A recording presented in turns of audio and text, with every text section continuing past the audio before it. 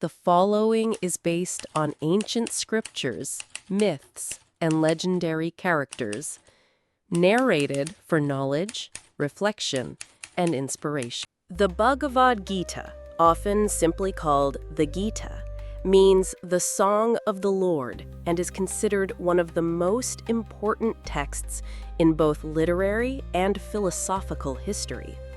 The Gita contains approximately 700 verses and is a part of the great Indian epic, the Mahabharata.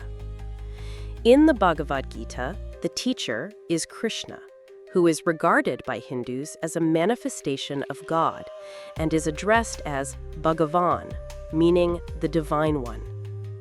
Today, we explore one of the most profound and timeless works of human thought, the Bhagavad Gita.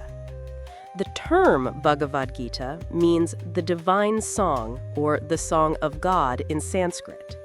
Interestingly, it's not a standalone book, it's a part of the great Indian epic called the Mahabharata, which contains over 200,000 lines.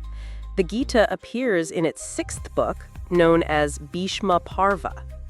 The Gita was likely composed between the 5th and 2nd centuries BCE, meaning it's over 2,000 years old, yet it remains relevant and revered today by millions.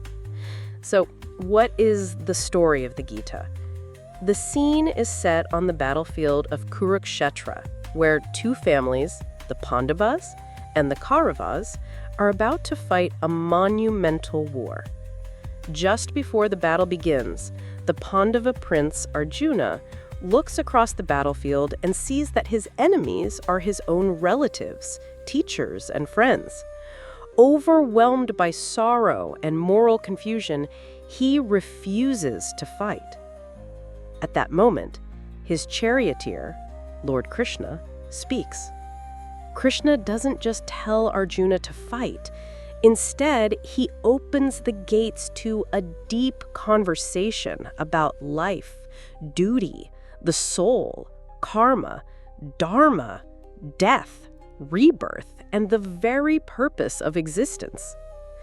The Bhagavad Gita is made up of 18 chapters and 700 verses, and each verse is a treasure chest of wisdom, spiritual, philosophical, and psychological. The core message of the Gita: do your duty without attachment to the result. Focus on your intention, not the outcome. Be free from desire for the fruits of your actions. This teaching isn't just for a warrior prince. It's for all of us who struggle with decisions in our daily lives.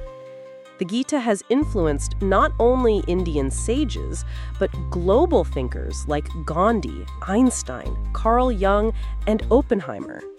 So, ultimately, the Gita is not just a divine conversation. It's the inner voice of clarity in the midst of human conflict.